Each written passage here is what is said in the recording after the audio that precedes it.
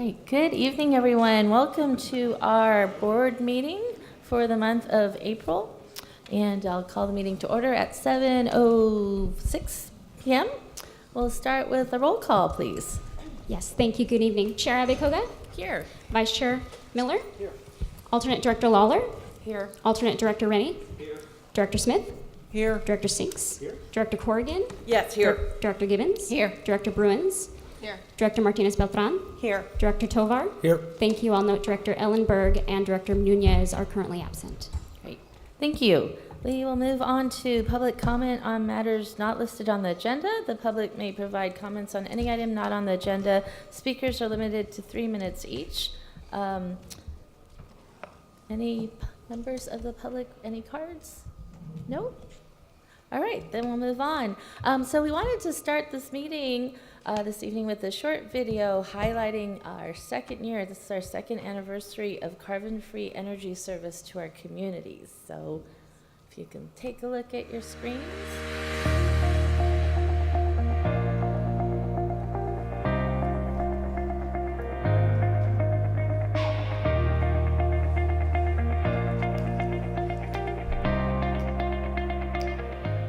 Realizing our initial goal of producing carbon-free electricity in our base rate, that is a rate lower than customers would otherwise pay to PG&E, is a major accomplishment.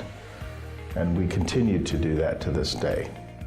Looking at other programs and sourcing of electricity, I think we are becoming one of the more innovative electricity providers in the state.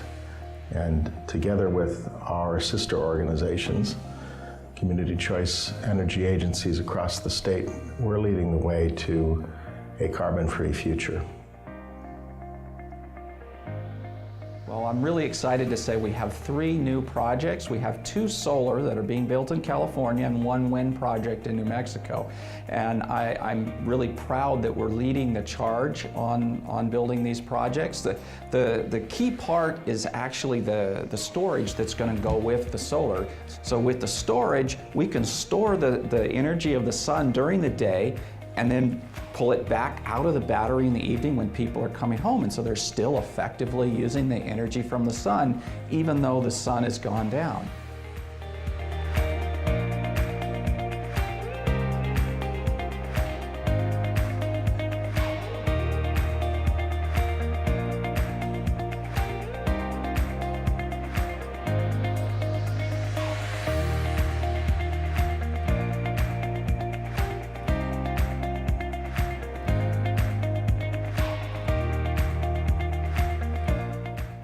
I value carbon-free electricity because I care about our future, the future of our planet, and the quality of life for future generations to come.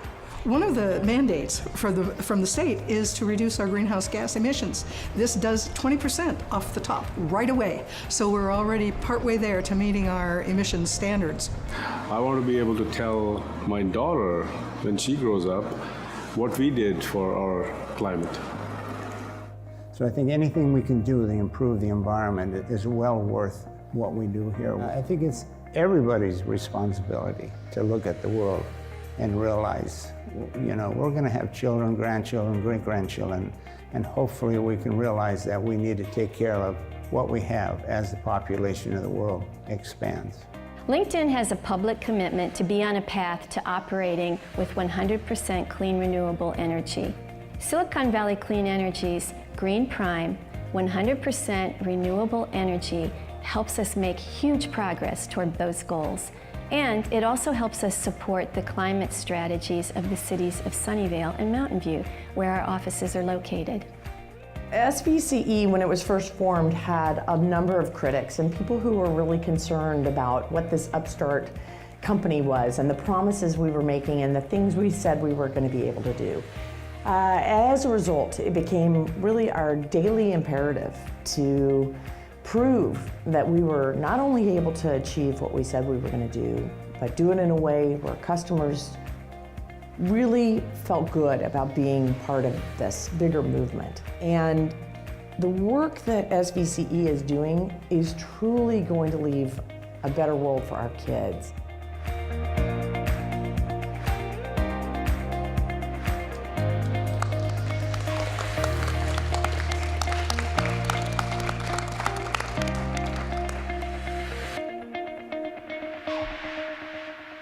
Well, that's a really well-made video, and I just want to thank staff and our board. Congratulations to all of us, including the public, the members of the public who were there or who were the ones pushing us to do this in the beginning. I think we've really achieved a lot in 2 years. I'm happy to say in Mountain View, we're actually seeing our emissions going up due to our growth, but in this last year, because of SVCE, we finally have seen a drop, and so we can really, see that this is making a difference. So congratulations and thank you to all of you for your hard work the last 2 years. And to commemorate this special occasion, we are honored to have Yvonne Chow, who's a district representative from the Office of State Senator Jim Bell, who has a resolution for us.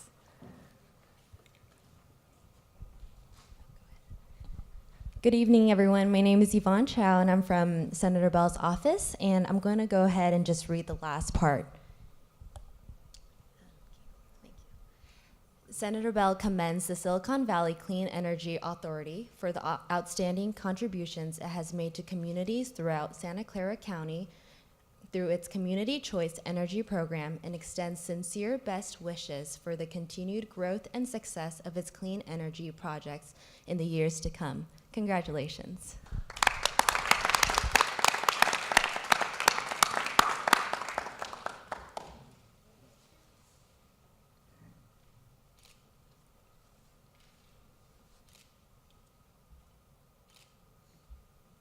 Could we have the board also come and take another photograph?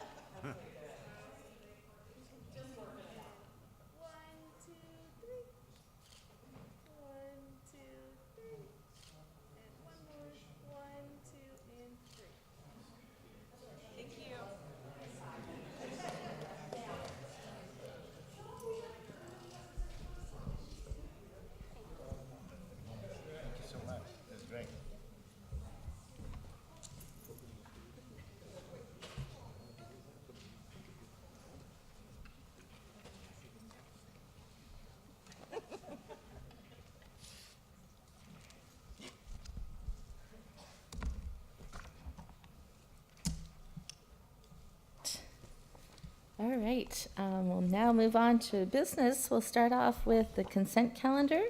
Are there any items, any members wishing to pull any items from the consent calendar? Any members of the public wishing to pull items? If not, is there a motion to approve? Move approval. Second. Motion by Board Member Bruins and and second by Board Member Tovar. Any discussion? All those in favor? Aye. Opposed? Abstentions? Motion carries unanimously. We'll move on to the regular calendar. And we start off with our CEO report. And our CEO, Girish Balachandran. Yeah, thank you, Chair Abhikoga, members of the board. So a highlight for us in this last month was we had our lobby day with CalCCA, so we were up in Sacramento last week. We met with all members of our delegation, plus many other members, the Assembly and Senate.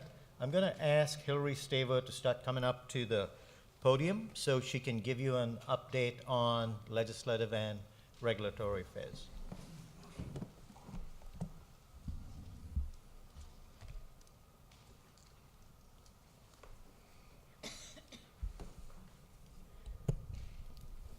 Good evening, directors. Hillary Staver, Regulatory and Legislative Affairs. So as Girish mentioned, last week on Wednesday, we had CalCCA's annual lobby day in Sacramento. So there were kind of two tracks of activity happening there. CalCCA arranged a series of meetings with leaders in the Senate and Assembly who are going to be key decision makers on energy legislation this session. And then we also had individual CCAs making the rounds to the offices of their delegation, the legislators that represent their service territories. And there's some overlap between those two categories in some cases. So we had a delegation present in both of those threads. It was Director Nunez, myself, Girish, and also our lobbyists from Aaron Reed and Associates in Sacramento. So there are a couple things that we were working on in those meetings. For our legislators, we've spoken with them in the district offices since last session in the fall and early winter this year, but this was the first time that we've been to Sacramento. So it functions first as kind of a check-in, and then as a sort of a scene setter, because a lot of our legislators are not currently on committees where they're facing an imminent vote on any of the main energy bills that we're looking at, but they will be in about a month when those come to the floor. So there are a lot of big events, as you know, going on in the energy space this year, and depending on the degree of closeness that each legislator follows those they may benefit from a refresher on just what's going on. So we talked to all 10 of our offices, including the office of Assemblymember Robert Rivas, who is our newest legislator, taking over from Ana Caballero, who is now in the Senate. So we talked about kind of broad strokes what's going on, pointed out some key bills to them, and then in the CalCCA meetings, those were focused on some of what have emerged as the big energy reform bills this year. So the two that we're looking at right now in the spotlight are AB 56 by Assemblymember Garcia and SB 350 by Senator Hertzberg on the Senate side. And both of those are, I would say, very definitely unfinished, but the authors have made it very clear that they are focused on some type of central buyer for reliability and or renewable portfolio standard resources. So right now we're working actively with both of those offices, trying to get those bills to a place where we can support them. And in the meantime, we're working with our delegation to make sure that they are primed for making a decision on those bills in whatever form they are in when they hit the floor and are ready to be voted on by all legislators. So we were really glad to be able to get some face time with all 10 of our offices. We're going to be following up with conversations with them in pretty short order. And also working with the main bill authors as long as we can. So I'll stop there first. Are there any questions on the legislative side? All right. And I'll say, even though he's not present at the moment, thank you to Director Nunez for accompanying us on that. Then moving over to the regulatory side, we're dealing with a lot of the exact same issues. So you may remember the concept of a central buyer is one that we've been talking about already for almost a year in the resource adequacy proceeding. So on that one, that continues to move forward on two different tracks at the same time. So we're working in track 3. That was originally kind of a catch-all for this proceeding. The main issue that we're pushing there is trying to make sure that now that we've instituted a multi-year requirement, a 3-year requirement for local resource adequacy, that those products are being offered on the market in a timely fashion so that we can meet our compliance requirements. Then track 2, that is the one that was queued up in February as being about a 6-month track where we would have an in-depth conversation about central buyer around the same time the legislature is. And that has not moved forward. We're waiting on a schedule from the commission, working on developing our ideas, but we're expecting we may have to move quickly on that when they release the schedule, because it may interact with some tight deadlines on the legislative side. So that's resource adequacy. I would say, though, the biggest new piece of information we got on the regulatory side this month was in the integrated resource planning proceeding. So on March 18th, we got a proposed decision. We'd been expecting this for a while. It's the decision that's going to end the first cycle of integrated resource planning in California, hopefully to be followed thereafter by the beginning of the next one. And there was a curveball in this, in that 17 of the 21 CCA integrated resource plans, including ours, were not certified. However, it's for a very specific reason, which is that they wanted to see more quantitative modeling of the impacts on NOx and particulate emissions from serving our load, which is a somewhat auxiliary question to the GHG modeling that we spent the vast majority of the time working with the Commission on last year. So it was an interesting decision, but nonetheless, it's fairly easy to fix. So there's a whole group of us that are in the same situation on this, and we are going to do some additional modeling. They've given us until June to file an advice letter, refile a slowly updated version of the IRP. So on that, unexpected, but we should be moving forward to solve that pretty quickly. The other piece of the proposed decision, which I think is the more significant one from a policy perspective, is they did not close the proceeding. Instead, they opened up an additional track to talk about procurement, potentially central procurement. And so what we're seeing now is essentially a repeat of the conversation we're having in the resource adequacy proceeding and in Sacramento now, but for renewable resources. So this is something that we don't have much more information on yet, because they can't start scheduling that and having those conversations until this proposed decision goes through. But what we've heard from stakeholders, from commissioners, is it is very likely that this portion of the proposed decision will remain and will be approved by the Commission. So we've tried to make it very clear that this is the first round of integrated resource planning. This was designed all along to be kind of a test run for this process. And what we should be doing is moving forward into the next iteration so we can refine our modeling and improve the process overall. But we may end up looking at having 2 integrated resource planning tracks or proceedings running later this year, because they need to start the 2019-2020 cycle in order to have LSEs file their next IRP in 2020 on time. So, so I'll stop there for a moment. Any questions on that? And then I have one more item. Rod? So I'm wondering if the bureaucrats at the CPUC think that our NOx emissions are coming from the wind or the water or the solar, and also, do they think that our wind power is causing cancer? Perhaps we'll have to address that in our filing in June. It's, this was one of the least talked about pieces in the integrated resource plan, and I think there was just not a lot of clear direction on the level of detail the Commission was looking for on this. So we'll rectify it pretty quickly. Anything else? Do we imagine that there are NOx emissions from any of the electricity sources that we procure, other than system power?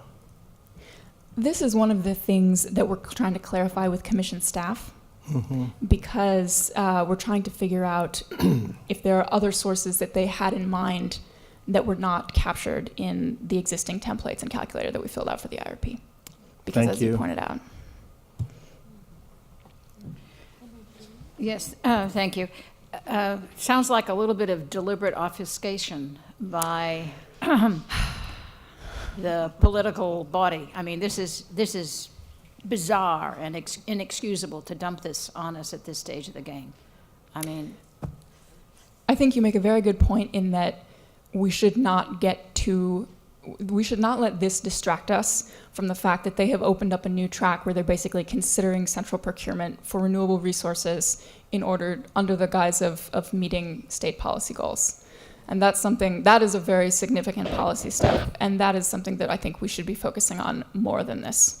So, as we know, we're all politicians here, and we know lots of politicians, including congressional politicians. Should we be having letters written? Should we get a template and some letters out to every city council and to our congressional delegates to address either or both, whatever? Because, I mean, they keep throwing it at us. I think that there will definitely, in the next couple months, be a place for some public action on this issue of central procurement of reliability and or renewable resources. I think at the moment, Well, the short answer is yes, and we should talk in further detail.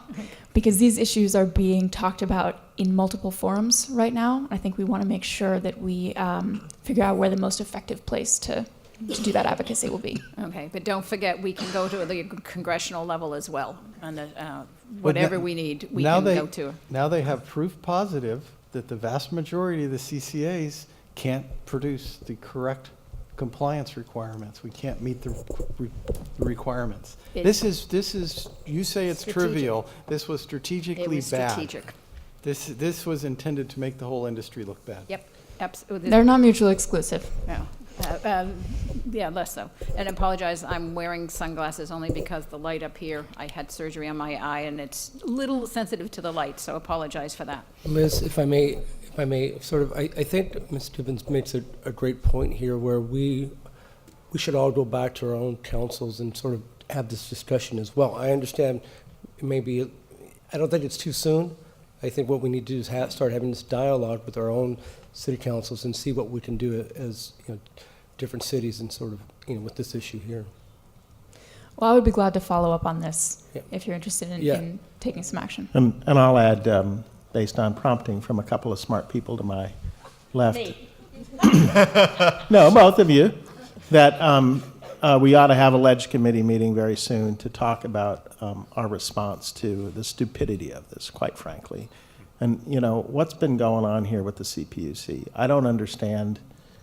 It's true that that central buyer is a big threat, and that's happening both in the legislature and the CPUC, but we need to call them on this kind of nonsense, in my opinion. But why don't we have a good Ledge Committee meeting, and we will bring a strategy back to the board at the next meeting. How's that? It is about time. I like it. A strategy and perhaps some concise messaging that'll help us stay on target. Yes. Oh, go ahead. We'll get that on the calendar. Yeah, I do get there's the big issue in the room, but this is the largest political stab at us in the last year, right? These other things are through the normal process. This was out of the blue. It's unexpected. It's uncalled for given the part of the industry that we fit in, and they're using it as ammunition to prove that CCAs are deficient, right? It may be a trivial point, and we may be able to fix it, but we need to stand up and loudly call them and point out to our elected officials that the CPUC is not acting in the best interest of the citizens of California when they pull this shit to make a political, it's Cupertino, they talk like this, right? We have many worse things to say, actually. Okay, sorry about that. Wow. When they do this, when they do this, to make political points. This was done intentionally so that they have on record for months and years to come this point where the vast majority of CCAs failed to be in compliance for something that you consider trivial. I consider this a huge deal, and this is very much in our spaces as elected officials to be able to scream to our representatives in Sacramento that this is unfair and unjust. And the CPUC needs reform. And the CPUC needs to get thumped and fixed for this. Well, and one quick note I'll add on that. This is not to downplay the importance of minimizing emissions of NOx or particulates, but it was the primary purpose of the IRP exercise, as you know, is related to GHG emissions. What is CalCCA doing on this? So CalCCA, they are working very actively on this. They're participating both in the proceeding at the commission and also leading the legislative advocacy work on the bills that deal with the same type of central procurement for GHG-free resources or renewable resources that the procurement track in the IRP is anticipating. So they are very much involved in this, working on both the commission and the legislative side. Okay, great. So if I may just add some context to this and a couple of other things. This is an energy year. We're going to have a lot on our plate. We will schedule the ad hoc legislative committee meeting so we can refine not just our messages on this issue, but a multitude of issues. And I'll also say that on Friday, the governor will be announcing his energy plan on February 12th. He announced that it would take him 60 days for the strike team to come up with a plan. So on Friday, he's expected to announce a plan. This will be one more issue that the state will be dealing with. Obviously, fire liability will be front and center, but there are other issues on energy market structure, oversight, et cetera, that we think will be teed up. And so there are a number of things that are going to be happening in the next year, and we'll schedule something very shortly with the ad hoc ledge committee to strategize. I've got one additional item that I want to talk about tonight. Direct access. So as you guys all remember, SB 237 last year, goes by fast. So we have an implementation proceeding running for that at the commission. It is a very short proceeding. They did not give themselves a lot of time. They have to have a decision on implementation by June, as per law. So it's been very quick. A couple sets of comments and a workshop, all done. We're waiting for a proposed decision. But essentially, the things that we've been advocating for, we've been advocating for a sub-allocation. When you look at how the last direct access expansion was done, they took the total expansion across the state and divided it up into 3 buckets, one for each IOU. So that kind of contains the distribution around the state of where that direct access can grow. We're advocating for doing a sub-allocation within each IOU service territory to sort of put a limit on how much load can depart from any given LSE, including CCAs. To the point that we're being asked to, by policy, enter into long-term contracts.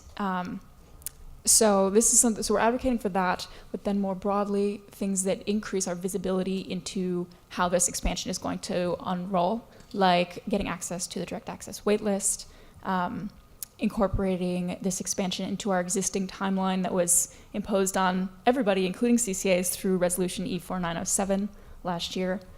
So essentially, we're working to minimize the impact on the market from this direct access expansion, and we should have some more information on that by next month's meeting.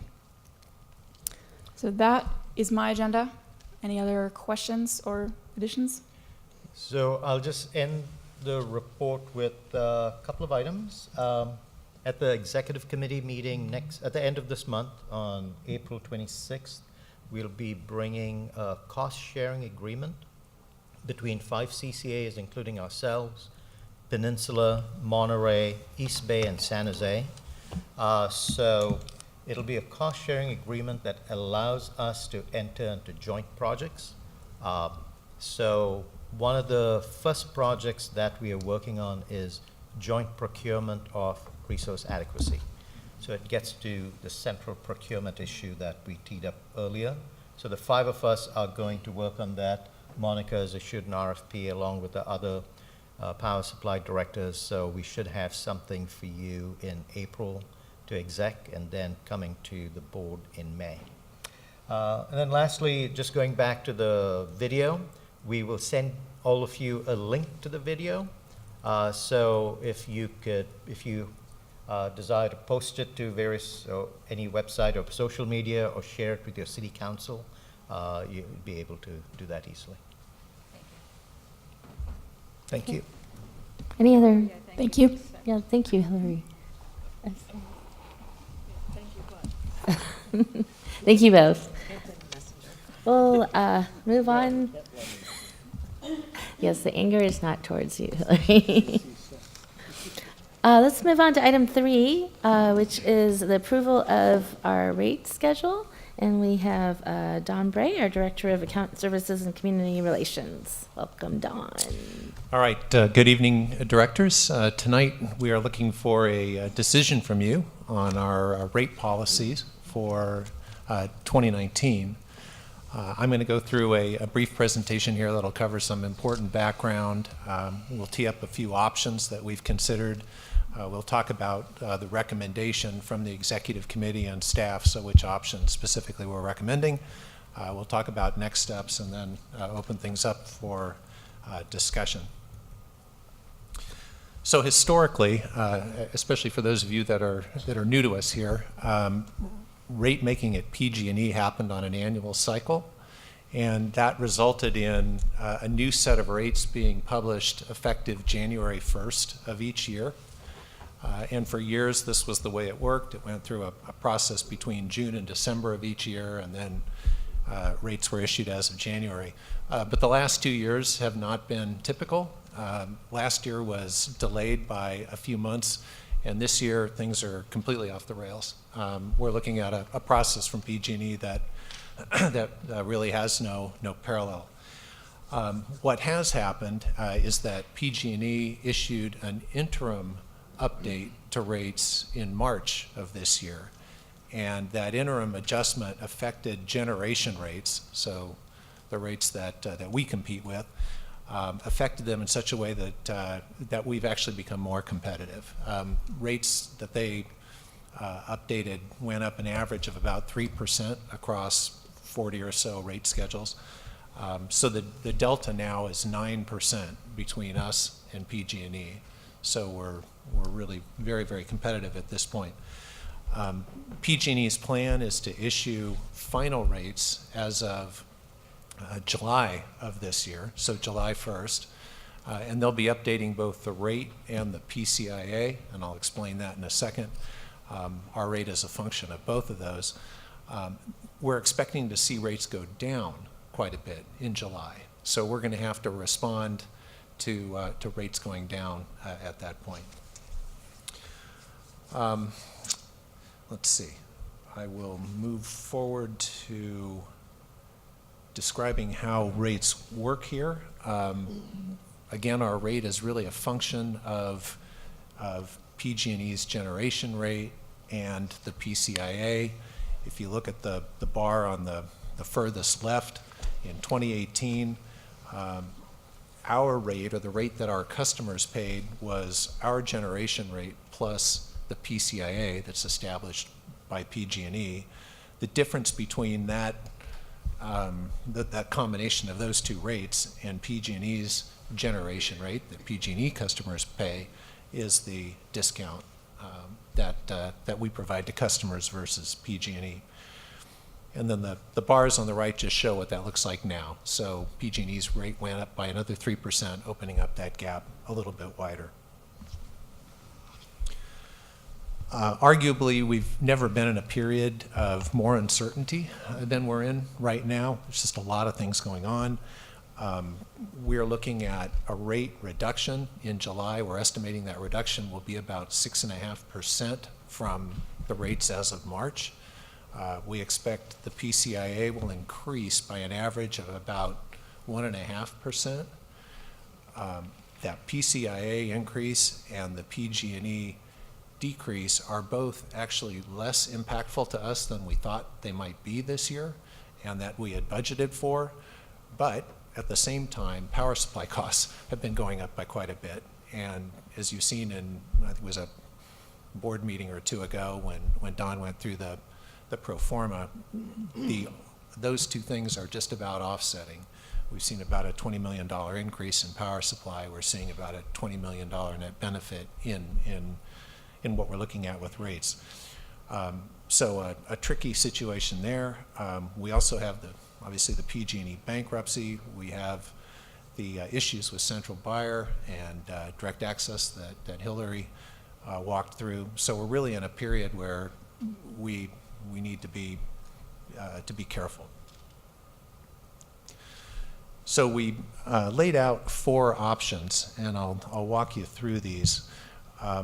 The first option is that we don't do anything rate-wise until August 1st. Again, PG&E's rates come out July 1st. We'll see exactly what they are, and we'll make our adjustments accordingly. Per our plan for this year, we would move to a 1% discount in that rate-setting process from the 9%, formerly 6% that we have now. So that's option A. Option B is that we would also do an interim increase, kind of like what PG&E did, and we'd mirror it. So we would raise our rates by 3% effective May 1st. making our discount 6%, what it was for all of last year, and then we would reduce those rates by 2% in August, netting a 1% discount relative to PG&E. By virtue of increasing our rate for that interim period, we would add about $3.6 million to our operating reserves. So there'd be a net positive impact to our reserve contribution. And then options C and D, I won't take as long on those, but in short, on option C, we're looking at a 6% increase in May and then a 7% decrease, resulting in a 3% discount going forward in August. And option D would be a 3% increase, 4% decrease, resulting in a 3% discount going forward. So the first two options, A and B, 1% discount going forward after August. Options C and D, 3% discount going forward after August. Option C, we've made quite a bit of money in May to August because of the significant increase of 6% over that period. So that resulted in a positive variance to the budget, and option D takes us back to zero where we are today. When we went through this with the executive committee, there was interest in a consumer reports view of this. That was a lot of numbers. Could you just reduce this to a few simple circles? So we looked at this from the perspective of rate stability, discount consistency, and incremental impact to reserves. And it's a simple scale. The dark circle just means the highest impact relative to that criteria, and the open circle means lowest. So this was generally how the scoring laid out. And of course, this is general. But in looking at this, option B really seemed to be the best overall combination of keeping rates reasonably stable, offering us a reasonable story discount consistency-wise, and producing incremental reserves. Okay. So just summarizing, option B was the recommendation of the executive committee and of staff. This would reset the SVC discount to 6% May 1st, so it's a 3% increase in our rates that we see today. And then we would lower this discount to 1% in August, and it's actually I believe a 2% reduction in rates by us, so up 3 down to a 1% discount. Option B results in a $3.6 million contribution to our reserves. It is important for us to be thinking about this in the context of the uncertainty that I mentioned earlier. It leaves us in a flexible position with a 1% discount versus a 3% discount. 1%, by the way, was our discount in our first year of operation. So the customer base has seen us do this before. And it maintains a reasonable level of overall rate stability throughout the year versus some of the other options. This is a picture of the relative impact to reserves of option B. So option B is the green view.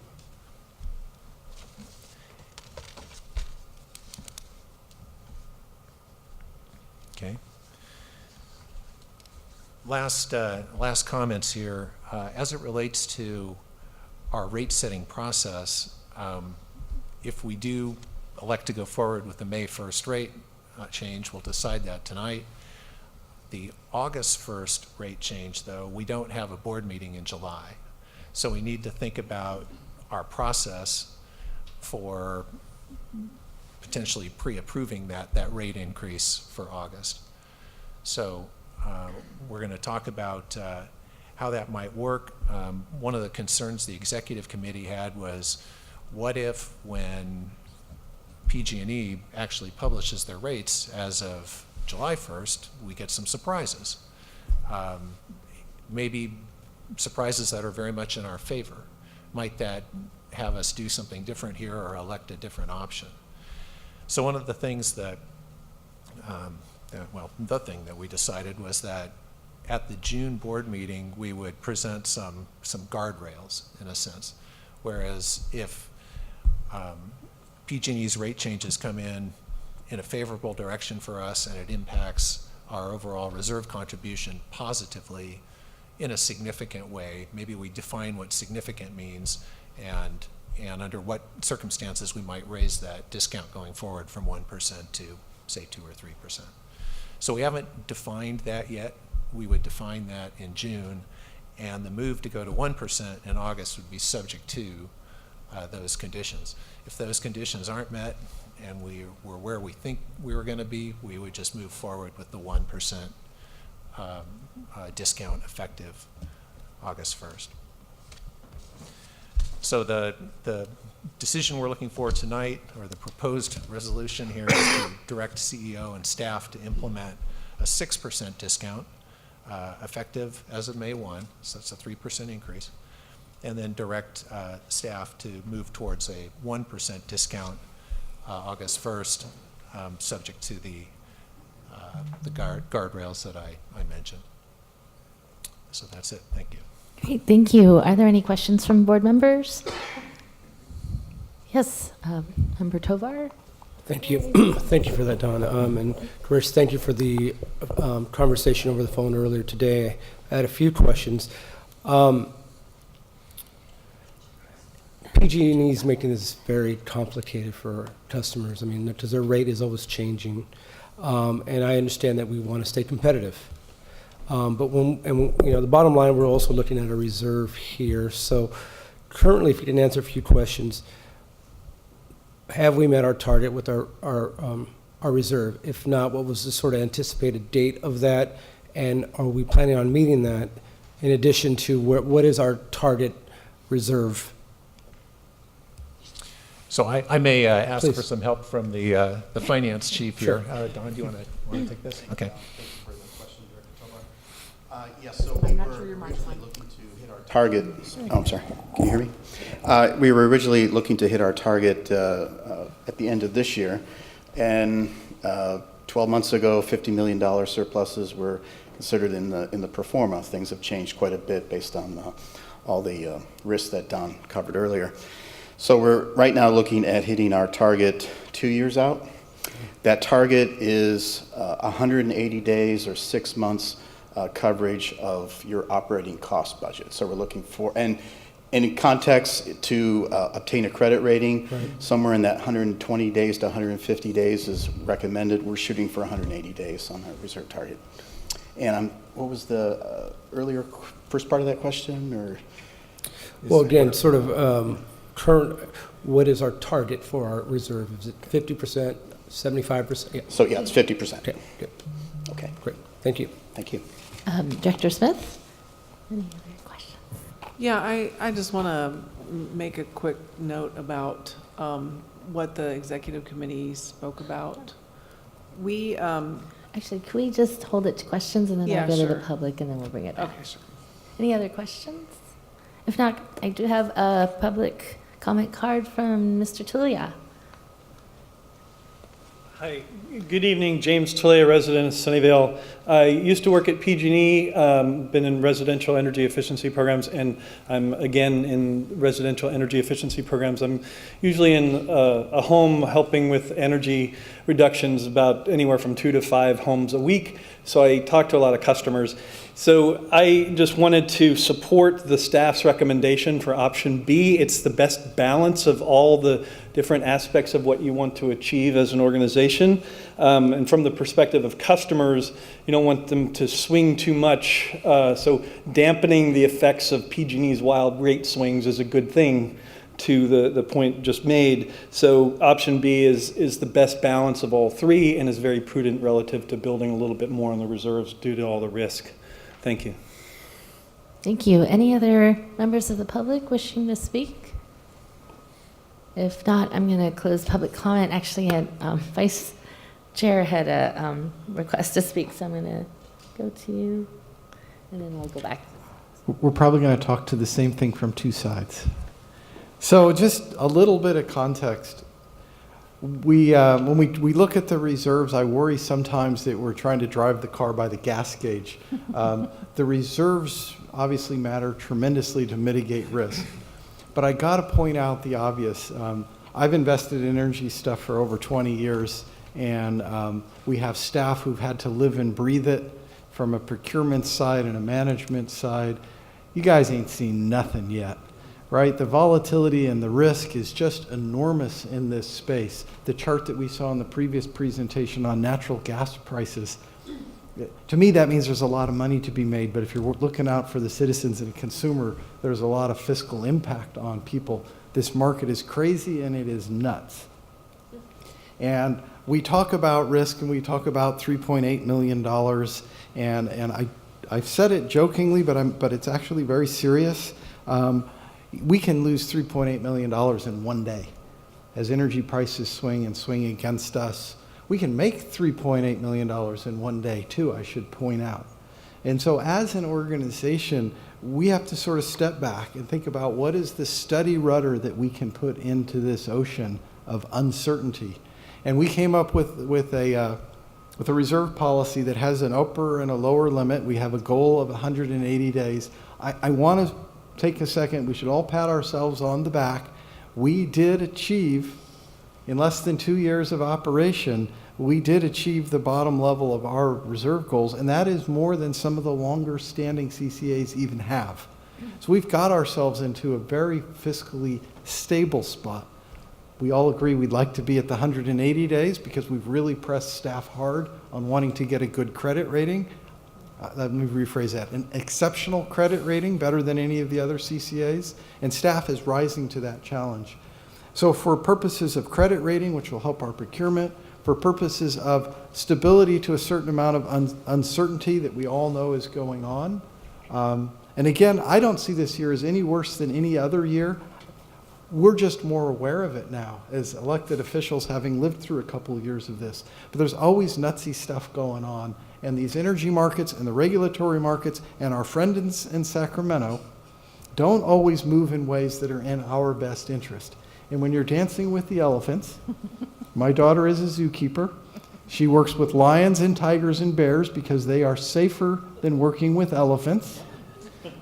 Because an elephant, thank you, Rod, for being the straight man. An elephant can step on you and put you out of existence without you even knowing it. And I feel like that's what's happening with like the direct access maneuver that just happened in Sacramento to us.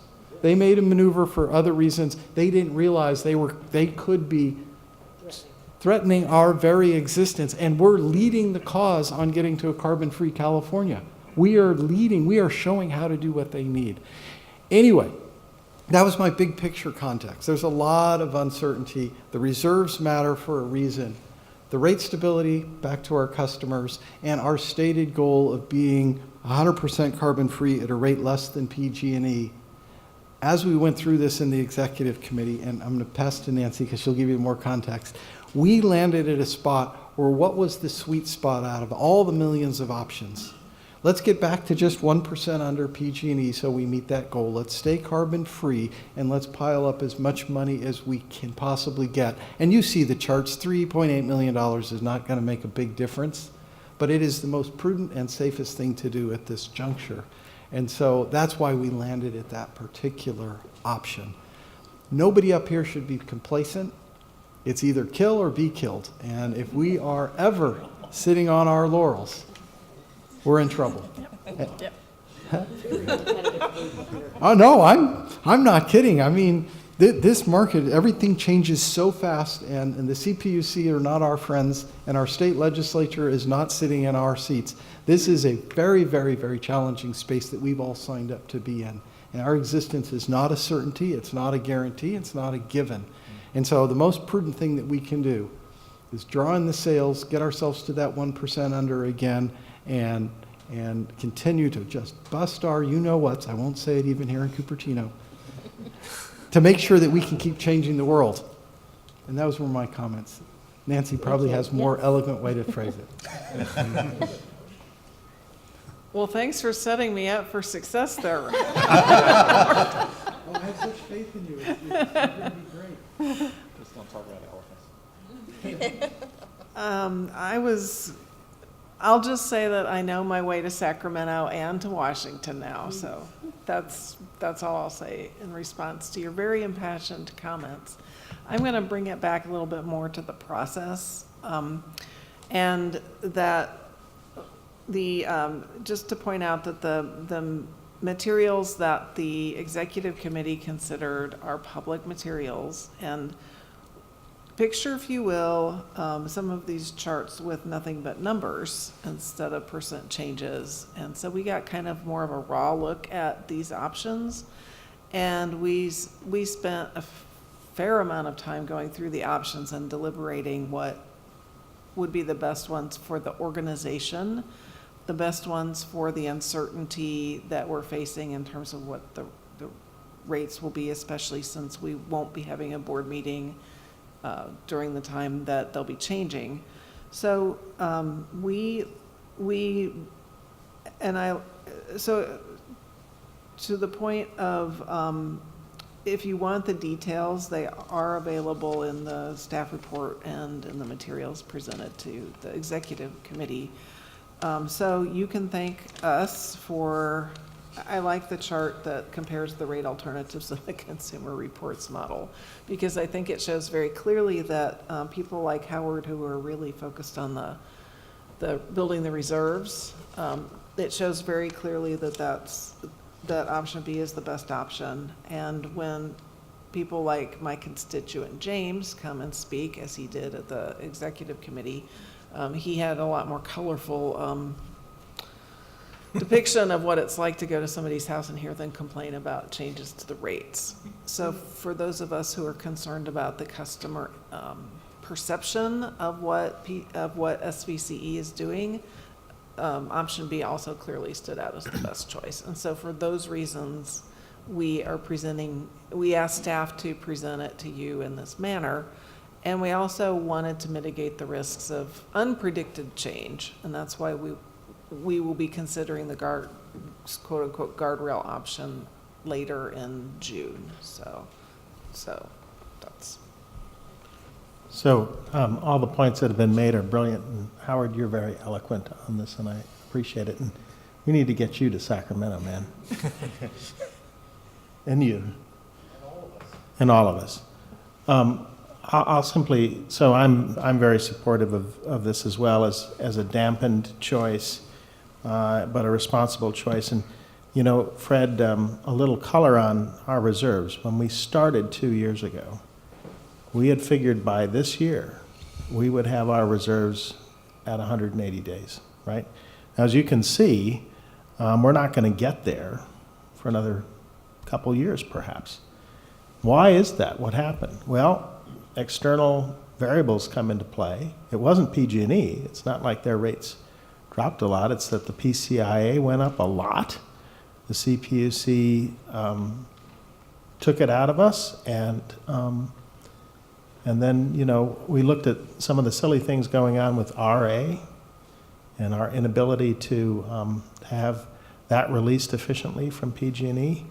So for a variety of reasons, not under our control, right? We're seeing $20 million swings here and there. So building our reserves as we can with time, but maintaining our prime goal, which I think on the executive committee and this board, I hope, would agree that maintaining our policy of carbon-free in our base rate for a little less than PG&E, if we can do that and begin decarbonization that I found the talk so inspiring that we had earlier, I think, you know, we will fulfill our core mission. So I'll leave it at that. Director Tovar, did you have comments? No, and again, I appreciate the comments that were made, and I am in support of this. I just wanted to sort of get a little bit more background, and I also want to thank the committee for the recommendation, all the hard work that they put into this as well. Director Gibbons, I see you. I was just going to thank the executive committee for doing all of the discussion, and the staff was very thoughtful in giving us a lot more than what you're seeing here. And we've heard very eloquently why we are recommending what we are. But I'd also like to tie back to a comment that the board had a lot of choices early on in the first year, year and a half of how to do rates and give money back and rebates and so forth. And frankly, we had some tough discussions about how conservative we should be and how fast we needed to focus, or how much we needed to focus on the reserve. And the dynamic of that decision had no idea about the dynamic of what's actually happened.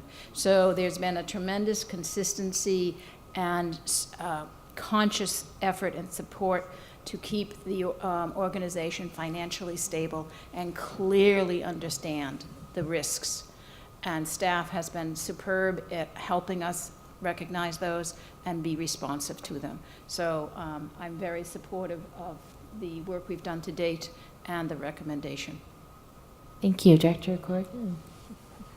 Oh, well, yeah, first I'm in complete support and I am prepared to make a motion.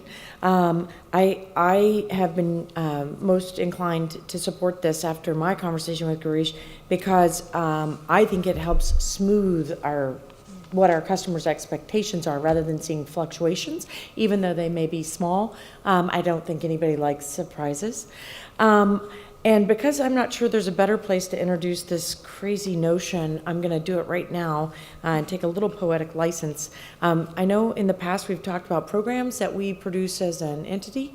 I'd like to throw in another notion, if it's even feasible, that we might want to consider a program that we add to our rates that is something along the lines of add a penny for our programs, or round up your bill for in additional investment in your community, and allow SVCE to give customers the option of rounding up their bill in small incremental ways so that we can receive that income and apply it to programs, giving us even more money for operations that will help us in a multitude of other ways.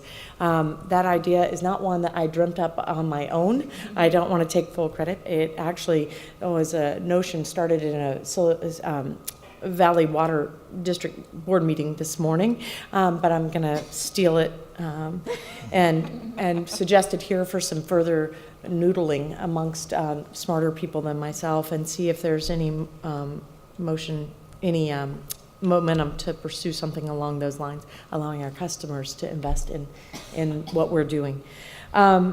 I'm prepared to make a motion if you'd like, Chair. Okay.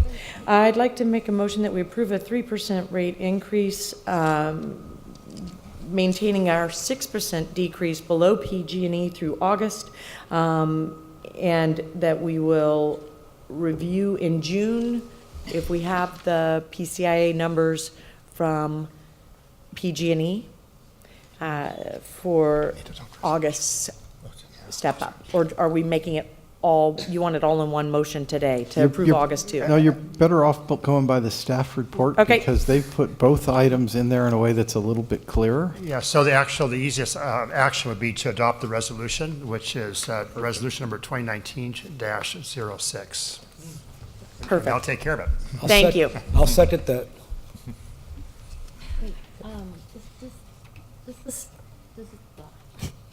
Does this need to be roll call vote or just an voice vote is fine. Okay, great, thank you.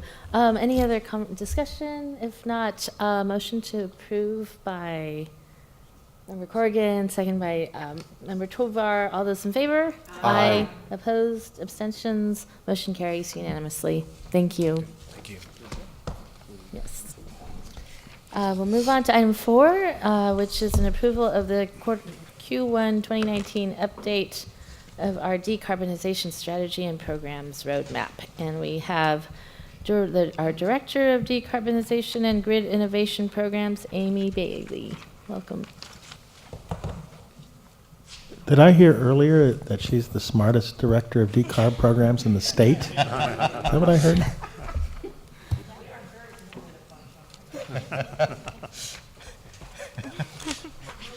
No pressure, Amy. Yeah. Way to build up expectations, Panama.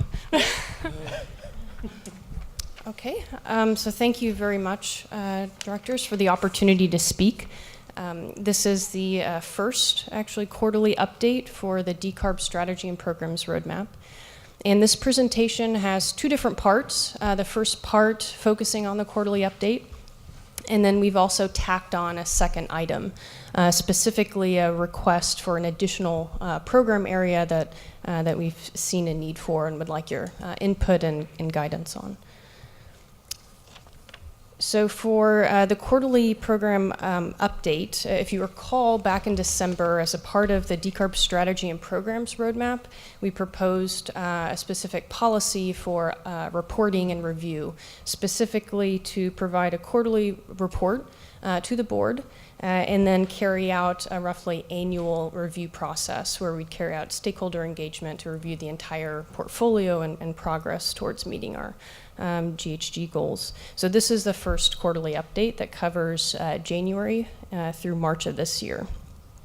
So the high-level message is that the roadmap development, or implementation rather, is proceeding on schedule and on budget. We can go into some more detail about that, specifically the documents that are in the board packet. I wanted to highlight what they are and kind of how we structured it that way. So there are three distinct parts that I'd like to point out. First is attachment 1. And so this is kind of the official quarterly report. It includes bulleted highlights, a timeline, a summary timeline chart, a summary budget chart, and then also a table that goes through program by program, what have been the major milestones from the past quarter and kind of what's the outlook going forward. Second, for those that are looking for more detail that's in that attachment, we also wanted to provide revised program briefs. And so these program briefs are the 2 to 3 page more detailed descriptions of the program approach. And so those are included as attachment 2. And then a third document that I wanted to highlight, which we do not have at this point, but it's mentioned here in the third bullet, is a kind of PR version of the quarterly update. And so this is intended to be a jazzy, engaging one-pager that's intended more for the general public. And so we saw a need for this, certainly from conversations with board members and at a staff level. So this is intended to be something we can go to our customers with, constituents with, other elected officials, state agencies, et cetera. So we unfortunately don't have that tonight, but that's forthcoming. And so we tried to take an onion approach where there were different layers of detail. For those just wanting the highest level of detail, probably the one-pager is sufficient. A bit more detail, they can look at attachment 1, and then attachment 2 has a greater amount of detail. But this is the first time we're doing this, so we welcome any feedback that you all have on these 3 documents. Like, do they give you kind of the information you need?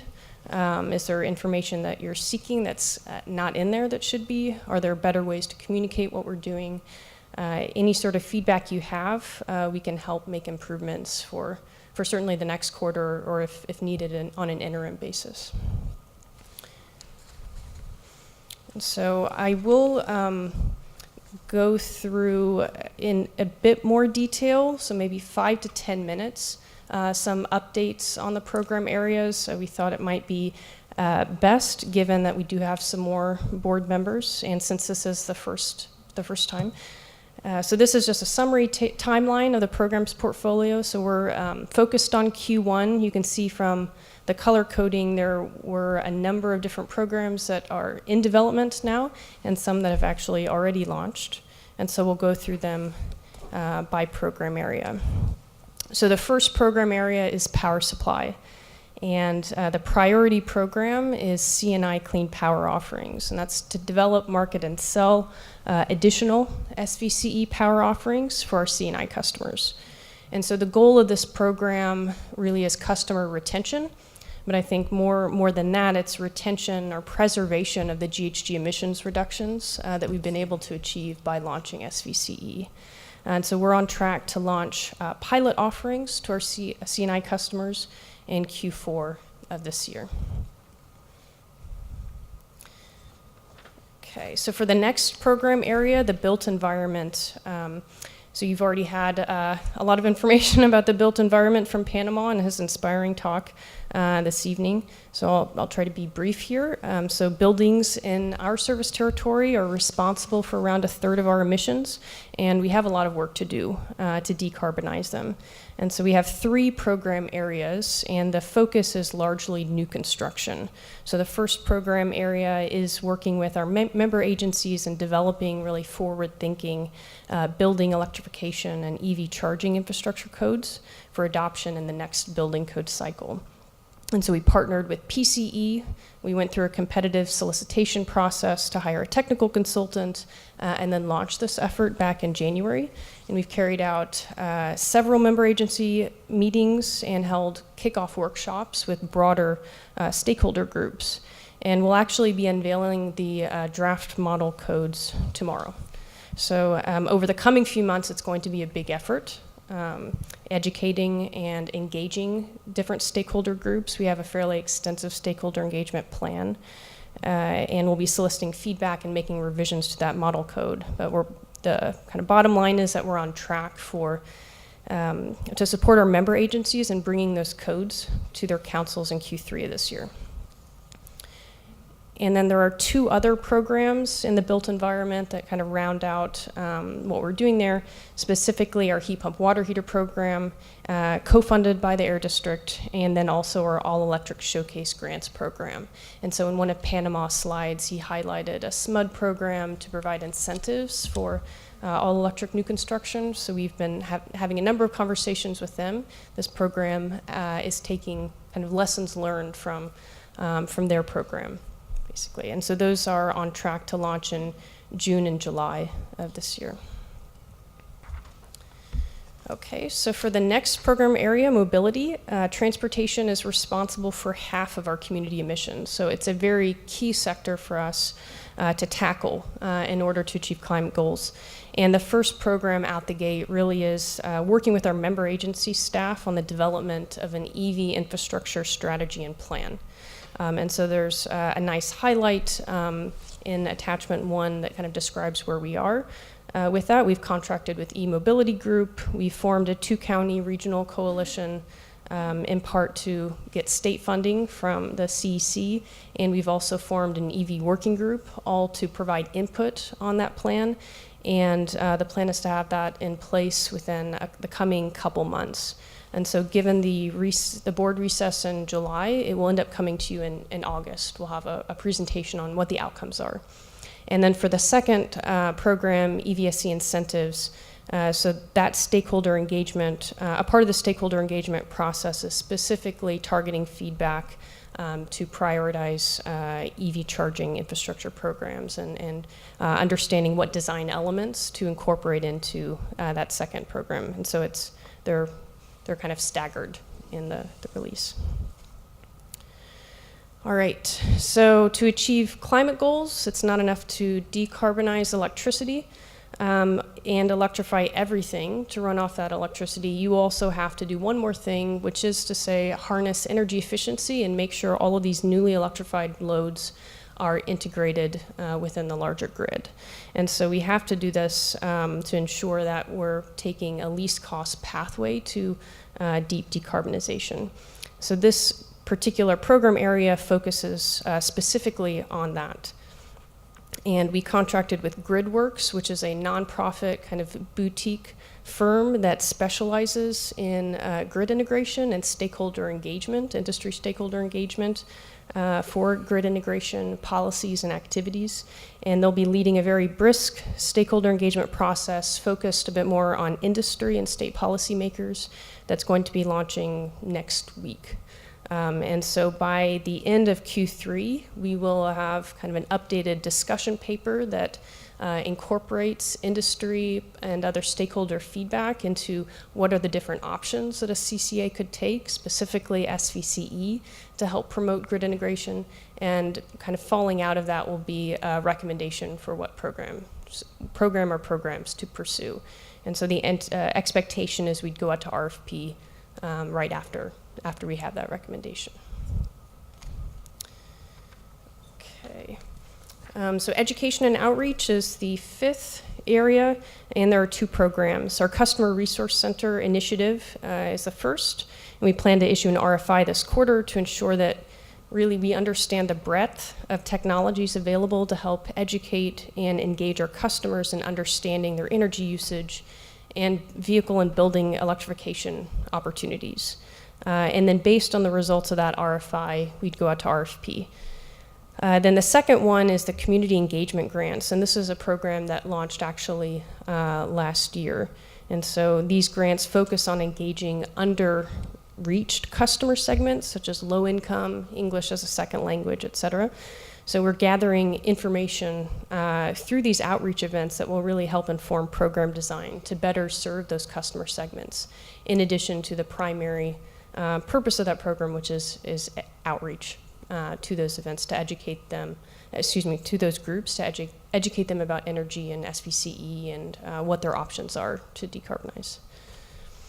Okay, so the next and final program area is innovation. And this, the goal here is to really leverage our unique position as a community-owned electricity provider in the heart of Silicon Valley to support the innovation ecosystem in addressing really key technical, market, and policy barriers to achieving our climate targets. And so there are two programs. Innovation Partners is where we're engaging with incubators, accelerators, universities, industry research labs, and other sorts of innovation ecosystems to really raise visibility of kind of where we see the need for more innovation. And building electrification is a big area, specifically retrofitting existing buildings.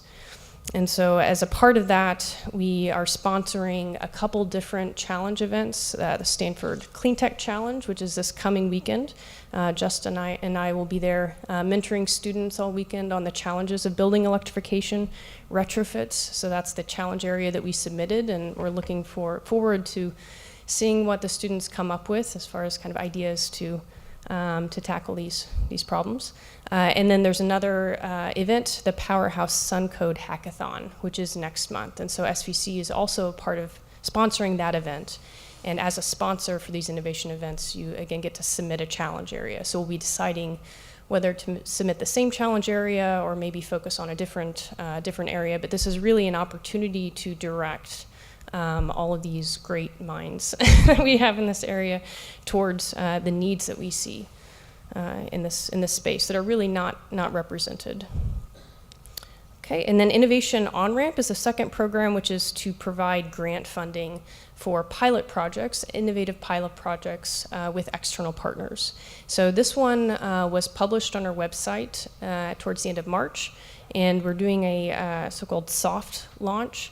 We do anticipate having program support on board at some point in time, but the RFP for that program support is going to be issued in April. So we wanted to kind of work out the kinks of the program and not do a big press release at this point in time without having that support in place. And so we have a backlog of interest. This is a program that I think really kind of highlights our, where we are in the state and in Silicon Valley, and highlights kind of what sort of unique value proposition that we can add that maybe a PG&E can't add. And so we've had just a lot of interest since the adoption of the decarb roadmap. And so big list of people we've reached out to that have said they want to know when it's launched. And so we have a lot of, we expect a lot of applications, basically. Okay. So that's the summary of where we are with the programs roadmap. And there are a lot of activities in progress, but as you can tell from the colors in this chart, it's more colorful coming up. So there's a lot of work to be done, and things are going to be launched. We'll have a number of launches in the next quarter as well. So we're looking forward to that. And then there's one more part of this presentation that's quite brief. So I'll go ahead and cover the next few slides very briefly, and then open it up for questions if that works for you all. Okay. All right. So through the REACH code effort, We have some antics going on the computers up here.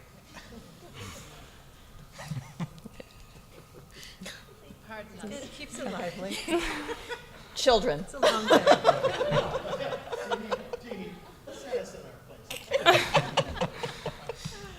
Please. Okay, great. All right, so through the REACH code effort, we've definitely seen a need to really elevate workforce training and development to its own program area. And what was presented and adopted in December, the program's roadmap, we had kind of embedded workforce training into the different programs, but we think it kind of deserves its own place, its own program area, its own kind of earmarked budget. Since there is a lot of work that needs to be done building capacity in the marketplace to really enable this transformation that we're trying to catalyze. And there is a virtuous cycle with workforce development as well. A well-trained workforce can accelerate or will accelerate decarbonization, and decarbonization does create local workforce opportunities accessible through training. So I think the way that we're approaching the development of this program is how we approach the development of the entire roadmap and all of the programs. That is to say, first listen, engage stakeholders, do background research. And then the other two principles are ensure what we're doing is additive. It's leveraging the activities that already exist and filling in gaps where we can fill in gaps, and to be inclusive. So this is, I think, a really unique opportunity to bring other parts of the workforce and other parts of our customer base kind of into the fold. And so that's another kind of principle that we have when we're looking into what form workforce training and development program could take. So we've already started some stakeholder outreach to NOVA, community colleges, labor, and industry associations, and some of this has really been kind of sparked by the REACH code effort and the stakeholder engagement that we've started through the REACH code effort. But we're very much in the kind of framing stage. And so what we'd like from the board is certainly some direction on whether to pursue this program area or not via kind of adoption or not of this staff proposal to earmark funding. And I think in the proposal would be to continue to do research and then come back to the board with an update on like what we think would be the most effective program design for this particular area, and then launch it. So, okay, so that's it. How about I just skip to I have a couple more notes on the budget. So we included one chart on the budget. This is a summary chart. So through the organizational budgeting process, the board approved 2% of operating revenues for programs, which is the gold band at the top of the chart. So we have around 2/3 of the total program's budget for FY19 and FY20 allocated to specific program areas. And that's the color bars that you see. And of this allocated budget, we're on track to spend all of that we've requested within these fiscal years. And then the second chart just shows the same chart before, but with this particular proposal, this request for $100K in FY19 and $100K in FY20 for workforce training and development. So thanks very much for your attention, and I look forward to answering any questions you have. Great, thank you very much. Any questions from the board? Yes, Member Ellenberg. Thank you so much for that report. I have some questions about the workforce development piece. Who is your target audience? Are you looking at community college students, four-year students, people that are already in the workforce and looking to transition? So right now it would be all of the above. And so we've had conversations already with community colleges, and so certainly, catching students when they are in the initial training phase and really preparing them for a decades-long career in building decarb, like that would be a really, that would be an influential point to have an impact. But there are, of course, a lot of other contracts already out there working and have experience with mixed fuel homes, and so there's some retraining as well that could happen, like with different workforce development organizations like NOVA, et cetera. And so at this point in time, everything's kind of on the table, and it's really the background research that will help us kind of prioritize. But I think if we see 2-3 different opportunities, there could also be the opportunity to split up this budget or potentially come back to you and ask for additional budget if we think that there's a need for more based on the need that we're seeing in the industry. And what about summer internships? Is that something that would be practical here? Are there enough kind of hands-on or exposure opportunities? Summer in the office? internships specifically for like electricians, or you mean within SVCE itself? Whatever you're looking for in terms of workforce development. I'm thinking about ways that we all have our own social media and outreach components and can help amplify SVCE's efforts to identify workforce potential partners, and if there is an internship program or some kind of pipeline that we can hook people into, that's a very tangible way for us to support that effort. I see, that's great. Well, we definitely have summer interns at SVCE, and I think that it's good to know that we may have some support and recruitment for that. I think for the workforce development and training program that's described here, it's a bit more focused on so-called blue collar or so-called blue-green collar, helping contractors, electricians, plumbers, et cetera, transition into more of a green collar job. But that's kind of more the target focus at this point, as opposed to working specifically within SVC. And I have one other question. Are you connected already with, bless you, the Career Tech, what is that called? The name just went out of my head. It's the Joint Powers School District on Hillsdale. My brother teaches SVCTE, Silicon Valley Career Technical Education. Slowly it came, piece by piece. I understand. Because that's a terrific venue for getting students at the high school level on-site work. They've got labs, they've got facilities, and this might be a new opportunity if they're not already offering programs in this space. It's exactly the audience that you're talking about. Great. And I'm happy offline to facilitate that and talk about that more with you. Okay, thank you. The line here, Member Sinks, Member Smith, and then Member Tovar. So can you remind us again what a virtual power plant is? Yeah, I think I did skip that. I know I knew once.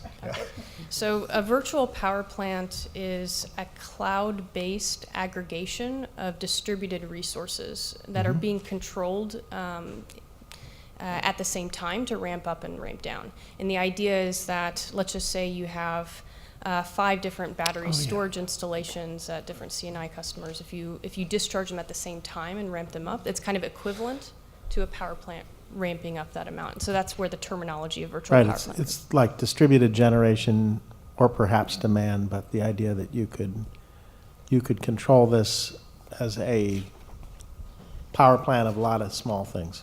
Exactly. Small generators, okay. I am very impressed that we're going to get reach code model language out tomorrow. I was, frankly, maybe a little skeptical in the beginning that we were going to be able to do this work so quickly, but can you remind us of if we miss this cycle on reach codes, what's the next big update? So the building code is a 3-year code, okay. And so then the next statewide building code update will be 3 years from the coming January. However, you don't have to adopt. It could be off cycle. It can be off cycle. It's just that, frankly, for all the folks that have to pay attention to these things, we know we have their attention once every 3 years. Because they're having to adopt changes from the state. So that's why this was so key. So I'd like to show appreciation for your getting this done and giving our staffs plenty of time to think through it with planning, our planning departments. I think it's really important. I'd asked that the presentation earlier by Panama be recorded. I think for all of our fellow council members, or even us that couldn't make it, and those staffs, if, you know, anybody having half an hour, 45 minutes to look at that video, I think will be highly motivated to really take this effort seriously. So I really appreciate staff's work in bringing our speaker in this evening, as well as your work. Could I maybe mention one thing just for the REACH Code effort? I mean, it's certainly an all hands on deck project, a very big effort, but it's being led by John Supp. So definitely wanted to acknowledge him. I think he's here. Oh, he's working on it. The webinar's tomorrow morning, so that's symptomatic of the dedication.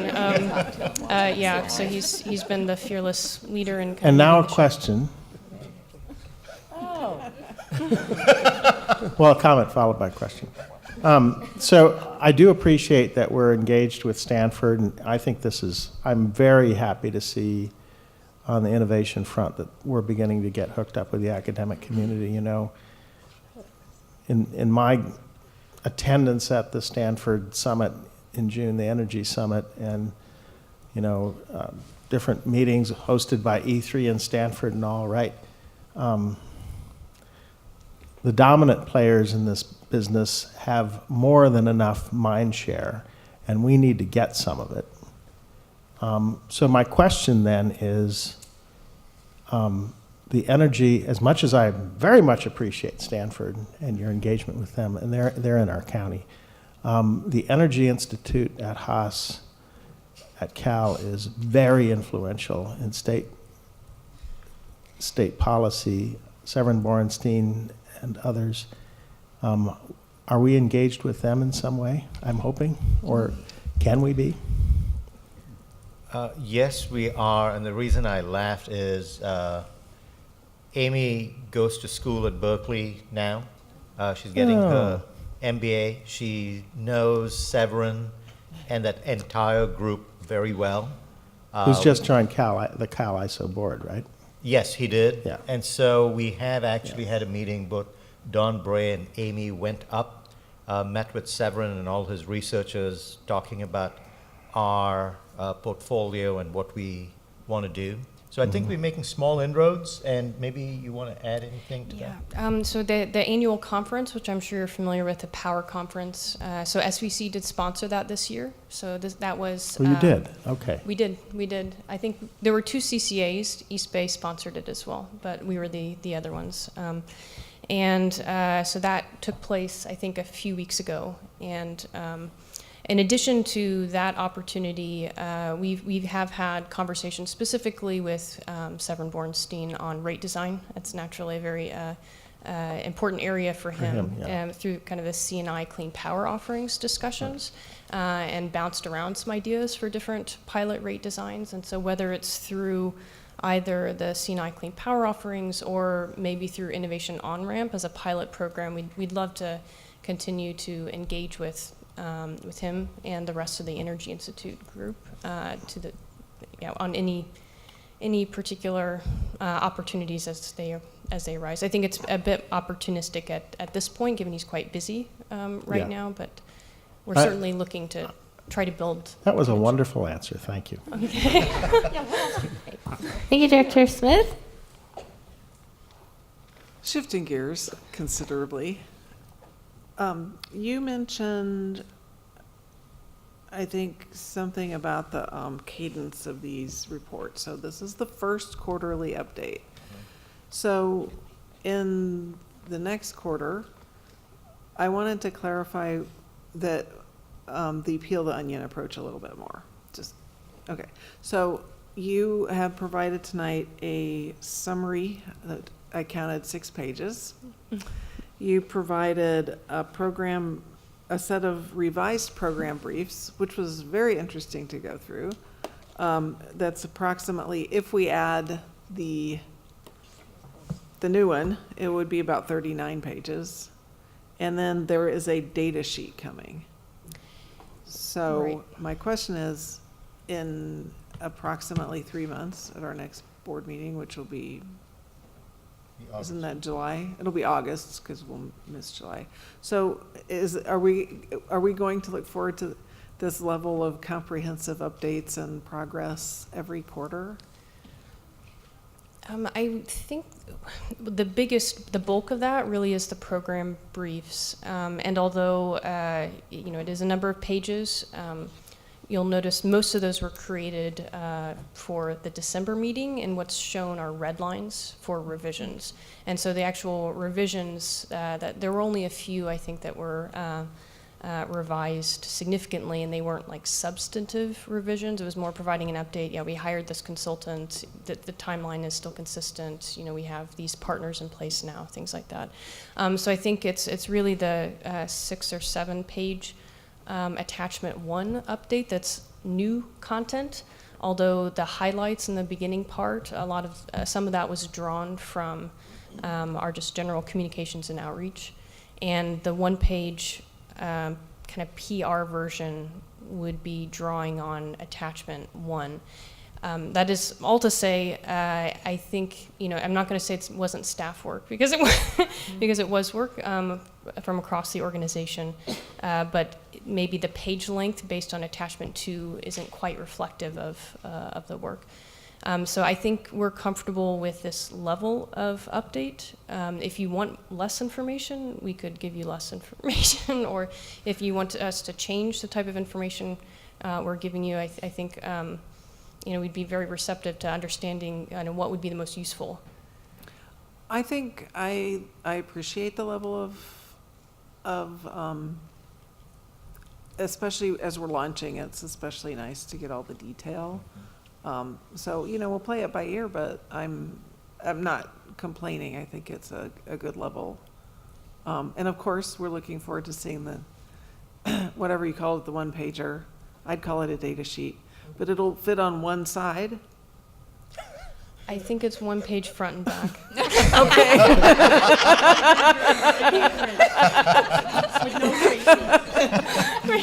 You want a super miracle. So you like the Consumer Reports and then there's version. going to be the wallet version, so that the board members can go see my agency. So we're all looking forward to seeing that when it comes out, and I mean the other board members can speak to it, but I appreciate the level of detail. I guess the one question I have is that, so you printed a whole bunch of you bound together all the program books into one, like, booklet. Mm-hmm. And are you going to be updating those every quarter or once a year, or? I imagine that you're talking about kind of the beautiful, stylized, glossy page roadmap. I imagine once we do the 1-year update, then maybe every single year we'd provide a revised version. That one, the intent wasn't to do that every quarter. Okay, so it'll be more like a program yearbook or something like that. Yeah. We can all sign our pictures. So. Yeah. Okay, all right, that's enough. But I appreciate the level of detail, and that's a great report. And despite, I think when you were transitioning, we were being a little silly, but that doesn't mean that we weren't listening and that we don't think it's awesome. Thank you, Director Tovar. Thank you, Chair. Ms. Bailey, I had promised myself earlier that I wasn't going to say anything tonight because I wanted to get home and watch the Sharks play. But it doesn't look like that's going to happen. Plus, this discussion here, it's something I'm really passionate about, sort of the workforce training and development. And I'm going to share a little bit about my past, and I'm hoping that along with you and Darish, maybe you guys can come visit me at my office because I think I can help with this. I've been in higher education for the last 25 years, spent 18 years at Stanford, and then recently joined ITU in San Jose International Technological University as a Director of Business Development and Community College Partnerships. And I'm going to host a group of up to 300 community college students at the end of the month for a leadership conference. So there might be a connection here.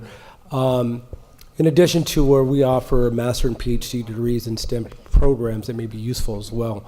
But I want to be able to help you with sort of what you're doing here, because before City Council, I spent 4 years on the College Board and 8 years on the K-12 board. So my whole life's been around education, and this is something I'm really passionate about. And I love what you guys are doing. I really, truly do. And I think it's something that's it's needed, and I would love, along, I'm sure, with other directors as well, to help out in any way possible, but also give you some exposure and sort of open some doors for you as well.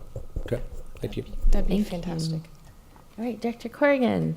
Speaking of the Sharks, thank you, Amy. Great report. I'm out of here. I completely support this program, and I'm sorry to leave early, but second period's about to begin, and I am so proud of the work you're doing.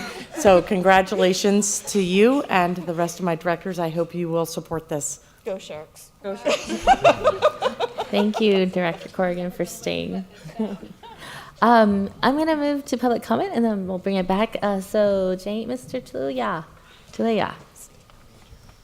Hi, James Tulea, resident of Sunnyvale. There's a lot here. I'm just going to make some real quick comments about a few topics. Overall, I strongly support the staff recommendation, and especially the workforce development and training. As I mentioned before, I used to work at PG&E, and in the efficiency programs, there was always a workforce education and training. Same deal, and it had its own budget, its own thing. It's so important for bringing the workforce along, and it's the targets that were mentioned, both bringing new students up and into the right fields, as well as those who are already there, because they're the ones that are talking to the customers all the time. Residential customers are not generally well informed, and they're looking for people to guide them. So being able to help the workforce in our area guide the customers better is critical. And another angle on it is the fact that many of these contractors are part of larger organizations that have a lot of sway and influence, not only with the legislature, but with the CPUC. We went so far as to create a whole Western HVAC Performance Alliance so that we could sort of have everybody work together and get input. And I was the chair of that for about two and a half years for all the HVAC stuff. So it's critical to bring them into the fold. And I think this actually just starts the process. And I would anticipate you're going to want to come back for more budget to do more things, because this is such a critical piece in the middle of everything. And I appreciate very much all the REACH code efforts. It's so important to catch this 3-year cycle. Thank you very much. Thank you. Any other members of the public wishing to speak? If not, I'll bring it back to the board. Any other comments? Yes, Member Gibbons. Thank you. Try to take these off. So I do not mean this to be controversial. I think it's an important discussion about what SVCE is all about, and that is changing the thought process of what decarbonization is and working to do a decarbonization environments with buildings in particular. And the discussion of the workforce is really rings very true with me, because a topic that we're all dealing with is housing. And there's legislation that says that housing has to have solar on all new housing going forward. We need to have people trained for that. People need to understand how that solar is going to impact the electrical use of the building and how much solar to put on them to affect the electrical use in the building. And Panama's presentation, I thought, just brought it home so incredibly. We worry so much about the cost of housing. He said 20% of people's budgets pay their utility bills, and we could reduce those utility bills substantively, and they are the primary source of payday loans to pay utility bills. And then you look at jobs. So I'm just saying that single source solutions they're great, but they need to blend together. We need to talk about housing. We need to talk about energy. We need to talk about jobs. And all of that needs to come together. And I think what we're doing here and in these programs across the board, the EVs, all of those are going to make living here more cost effective and provide jobs and good salaries for all the people who work here, because the salary differential is, again, no minor aspect of why it's costly to live here. So as we go through these programs and some of the points that you are all bringing up, I'd like to ask us all to think multidimensionally and not piecemeal, because it is a puzzle. My favorite phrase, it's everything, it's a puzzle, and it's a Rubik's Cube of puzzles. And I think what we're doing here is so extraordinary, and I want to encourage us to talk with our councils and our legislators to understand what this kind of program can do for our state and our housing. Thank you. Any other comments? I just will add then my sincere thanks. I'm just thoroughly impressed by how well thought out our strategy is and how it's being unveiled. You know, especially thank you on the REACH codes. I'm excited that it's coming out tomorrow. As most of you know, Mountain View did sign up to engage in that, and so I think we'll be on. I was worried about the timing and whether we would be able to have the resources to do it, even at our mostly at our city level, but with your assistance and direction, I think we're going to get there. So I'm really excited about that. And then I really want to thank staff and Girish for taking the workforce issue seriously. This was something that I guess last year when we started to get some pushback at the state level from the legislature, I started to do a little bit of digging around and asking around about what's the rub with CCAs, and as Mr. Talea mentioned, there are organizations that it comes down to jobs and job creation, job loss, and so I feel very strongly that that's important for us to engage and to be inclusive. And really, I think the focus that I was really looking at was retraining for potential as the industry moves and changes, to be able to bring folks along and working families, workers along in that. So I think it is important, and it makes sense for us to carve it out into a separate bucket. And so I'm really excited about that. So thank you for taking that seriously. Yes, Mr. CEO. Just closing comment. This has really been a team effort on the programs, and just the culture that you've inculcated at SVCE and that we're continuing as it's like multiple hats, and I need to recognize Hillary. She put together the workforce piece, and she's in charge of Legend Right. And she's working it from the angle that you talk about too. But this is just a really cool staff effort. Well, thank you all. It really is cool.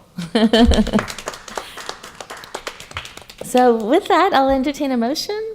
I'll be happy to make a motion. Second. All right. Would you like to know what the motion is? Yes, please. Oh. So I move that we accept this decarbonization strategy and roadmaps program update and briefs, attachments 1 and 2, that we adopt resolution number 2019-07, which is attachment 3, to approve the budget request and associated program brief, attachment 4, for workforce development and training programs totaling $200,000 for FY 19 and 20. Great, with multiple seconds. So motion by Member Sinks, and I'm going to take the second from Member Ellenberg. Any other discussion? If not, all those in favor? Aye. Opposed, abstentions, motion carries unanimously. Thank you so much. All right, let's get us out of here before 9. We're going to go to our executive committee report. Vice Chair Miller.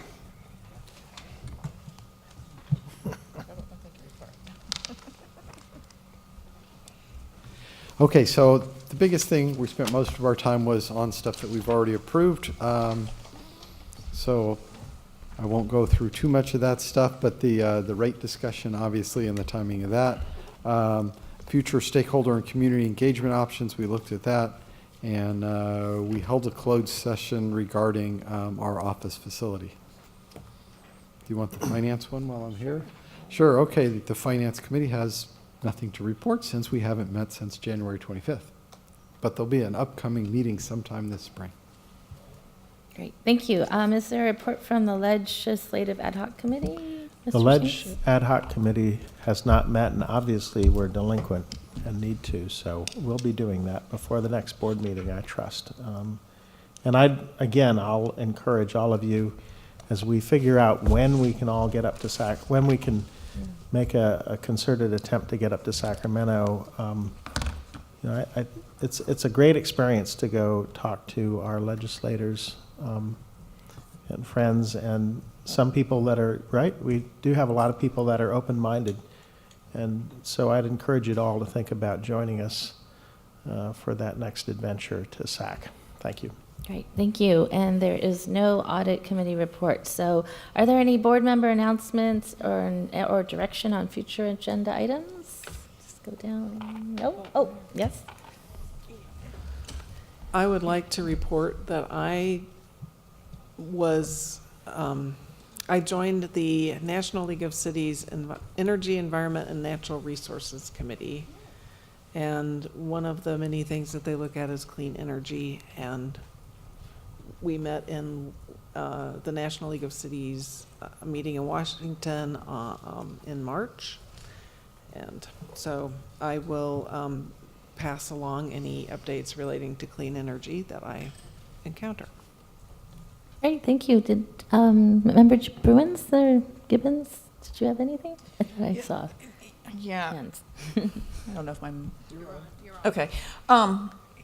Member Corrigan made a suggestion in terms of looking at this rounding up thing, and so I would just, I would encourage staff, noodle on that one and see if there's any merits to it. So I guess I wanted to support that concept, at least saying it's noteworthy. Yeah. Yep. We'll bring that back to the exec committee. Member Gibbons, did you have anything? No? Anything over here? No. Number 6. Just very briefly, at the Air District, we recently approved a contract with Aclima to map the entire Air District. And so you saw in Panama's presentation, you saw the car and the mapping that was done for certain kinds of pollutants in San Francisco and Oakland. We're going to do that for the entire roughly 5-county area of the Air District. And one of those things we're going to measure is methane. So we're going to have a very much better sense of leakage and where we can make fixes. And yes, pour some more money into the ground, as he said. But, a car will go down like every roadway 4 to 5 times, was it? And so we're expecting this work to be completed in the next few months. I hope that it will also inspire us to, think about in our really big projects, all this housing we're building, right? Could we not plumb for gas? Could we not plumb for gas? So thank you. Great. Thank you. I believe that concludes our meeting, so we will adjourn at 8:55. Thank you all, and have a good evening.